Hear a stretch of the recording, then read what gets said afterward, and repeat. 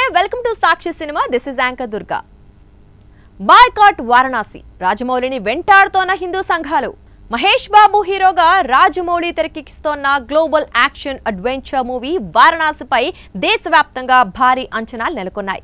ఇటీవల హైదరాబాద్ లో నిర్వహించిన గ్లోబ్ ట్రాటర్ ఈవెంట్ లో ఈ సినిమాలోని గ్లింప్స్ వీడియో విడుదల చేయగా ఆ సినిమా ప్రపంచం ఎలా ఉండబోతోందో చూపిస్తూ రాజమౌళి రూపొందించిన ఈ విజువల్ ప్రెజెంటేషన్ మరింత హైప్ తీసుకొచ్చింది. అయితే ఈ ఈవెంట్ సమయంలో టెక్నికల్ ఎర్రర్ వల్ల వీడియో పదే పదే ఆగిపోవడం రాజమౌళిని అసహనానికి గురిచేసింది.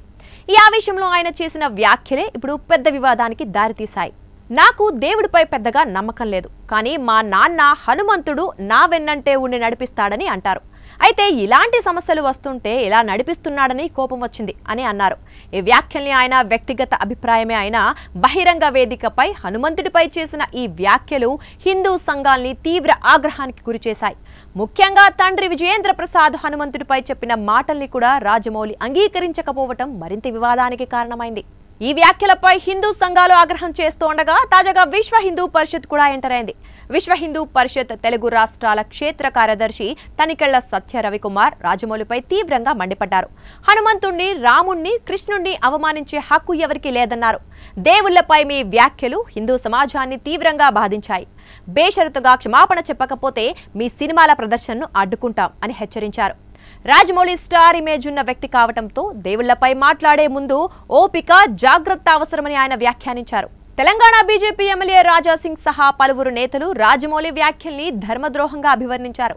దేవుళ్లపై నమ్మకం లేకపోతే రామాయణం, మహాభారతం నేపథ్యంతో సినిమాలు తీసి కోట్లను సంపాదించడం ఎలా న్యాయం అంటూ ప్రశ్నించారు. రాజమౌళిని వెంటనే క్షమాపణ చెప్పాలని, లేదంటే ఆయన సినిమాలను బహిష్కరించాలని పిలుపునిచ్చారు. ఇప్పటికే హైదరాబాద్ లోని సరూర్ నగర్ పోలీస్ స్టేషన్లో రాజమౌళిపై 3 కేసులు నమోదు కాగా మరోవైపు వారణాసి టైటిల్ పై కూడా వేరే బృందం అభ్యంతరం వ్యక్తం చేసింది. వివాదాలన్నీ క్యూ కట్టడంతో రాజమౌళిపై ఒత్తిడి పెరుగుతోంది. ఈ పరిణామాలతో రాజమౌళి క్షమాపణ చెబుతారా లేదా అనేది ఆసక్తికరంగా మారింది. ఈ వివాదంపై ఆయన ఎలా స్పందిస్తారోనని ఇండస్ట్రీ, అభిమానులు, హిందూ సంఘాలు ఆసక్తిగా గమనిస్తున్నాయి. సాక్షి టీవీ ప్రసారాలను నిలిపివేయడం చట్టరీత్యా నేరం. సాక్షి టీవీ ప్రసారాల కోసం మీ స్థానిక కేబుల్ ఆపరేటర్ని వెంటనే సంప్రదించండి. DTHలో, ఇంటర్నెట్లో కూడా సాక్షి టీవీ ప్రసారాలను వీక్షించవచ్చు.